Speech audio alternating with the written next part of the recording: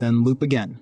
Validate assumptions with real customers. Alright, remember when we talked about building a minimum viable product? That's you testing your big idea. Like, will anyone even care about this? You toss it into the world and see if people bite. But here's where we go deeper. Because even if your MVP works, it might be working for the wrong reason. Or it might be hiding little problems that'll explode later. So now it's time to validate your assumptions. Let me explain. Let's say you want to sell handmade candles. Your MVP is a stall at the local Sunday market with 3 candle scents. You get a few sales. Nice, that's promising. But now the question becomes, why did people buy? Did they love the scent? Was it the good packaging? Was it because your price was low? Would they buy again? Or was it a one-time thing? See where we are going with this? You're not just testing the product anymore. You're testing the reasons behind it. Again, when Dropbox launched, their MVP was a video. But what they were really doing was validating a hidden assumption. People will understand the value of syncing files across devices just from watching a video. That's risky, but it worked. People got it, signed up like crazy, and they hadn't even written the full code yet. Same with Nick from Zappos. He didn't just test if people wanted shoes online. He tested if they trusted a no-name site enough to pay up front for something they couldn't try on. That's a trust assumption. And it passed. You don't need fancy tools. Just talk to people. Observe.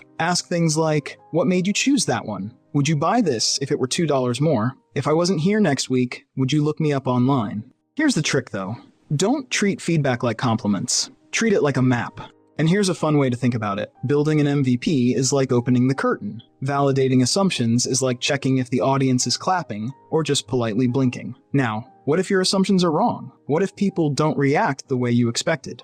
Pivot before it's too late. Let's talk about the pivot. This is where a lot of dreams either die quietly or get smarter and explode into something better. When I say pivot, I don't mean quitting.